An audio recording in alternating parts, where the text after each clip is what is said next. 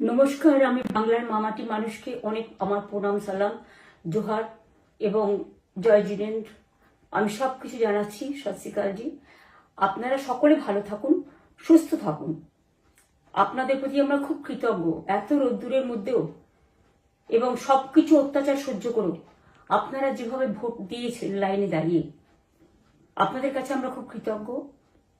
আমি আমার কর্মীদের কাছেও খুব কৃতজ্ঞ, যারা জীবনপণ লড়াই করে অনেক অত্যাচার সহ্য করে সেন্ট্রাল ফোর্স এবং এখানকার ফোর্স সবার যৌথ অত্যাচার সহ্য করেও টোটাল সমস্ত machinery government of India, prime minister, home minister থেকে শুরু করে পুরো গভর্নমেন্ট অফ ইন্ডিয়া এবং 19টা রাজ্যের বিজেপি নেতাদের এবং অর্থ ভাণ্ডার, শক্তির ভাণ্ডার, বন্দুকের ভাণ্ডার নিয়ে যারা বাংলার মানুষকে জব্দ করতে চেয়েছিলেন, জব্দ তারা কিন্তু ভোট বাক্সে হয়ে গেছে।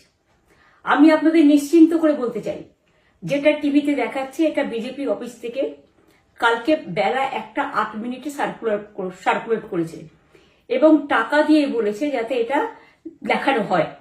তার কারণ হচ্ছে, আমার কাছে স্পেসিফিক ইনফরমেশন এসছে 1:08 আমি কোনো একটা প্রেস মিডিয়ার থ্রুতে পেয়েছি এবং সেই ইনফরমেশনে দেখা যাচ্ছে তারা পরিষ্কার বলছে ফোর্সফুলি তোমায় করতে হবে, এটা তোমাকে এর মধ্যে যাওয়া যাবে না। কারণটা আসলে জানেন আপনারা, আমরা 230ও পেয়ে যেতে পারি, 226 ক্রস করবো 2026-এ। মানুষ যে বিপুলভাবে ভোট দিয়েছে, আমার তাদের প্রতি পুরো ভরসা, বিশ্বাস, আস্থা আছে। এবং ওরা কালকে এটা করিয়েছে প্রেসকে দিয়ে, তার কারণ গদি মিডিয়াকে দিয়ে। তার কারণ হচ্ছে, ওরা তো আপনারা জানেন ইডি, সিবিআই, ইনকাম ট্যাক্স সবাইকেই চমকায় এবং সেন্ট্রাল ফোর্স যে ব্যবহার কাল করেছে এবং তাতে যে নতুন পুলিশগুলো অ্যাপয়েন্টমেন্ট হয়েছিল, যারা আমার হাতে ছিল না, তারা ভীষণ মেয়েদের মেরেছে, বাচ্চাদের মেরেছে। যে ভদ্রলোক উদয়নারায়ণপুরে ভোট দিতে গিয়ে মারা গিয়েছে, আমি তার শোকাহত পরিবারকে সমবেদনা জানাবার ভাষা আমার নেই, কিন্তু পরিবারটার পাশে আমরা থাকবো।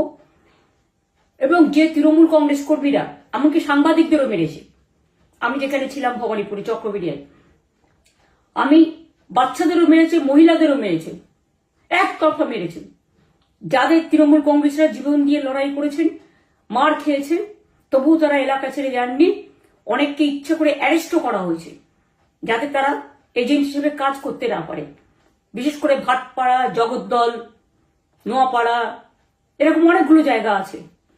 এমনকি আমাদের এখানেও ভবানীপুরে সারা রাত ধরে রেড হয়েছে। আমি সারা রাত 2 দিন ধরে দুরাত ঘুমাইনি। তাই আপনাদের কাছে বলবো, ওটা বিজেপির চক্রান্ত এবং বিজেপি এত করেও মানুষের অধিকার থেকে মানুষকে বঞ্চিত করতে পারলো না এবং তাই বিজেপি শেষ খেলাটা খেলেছে প্রেসকে দিয়ে, যাতে উল্টোপাল্টা বলে আমাদের মনোবলটা কর্মীদের ভেঙে যায়।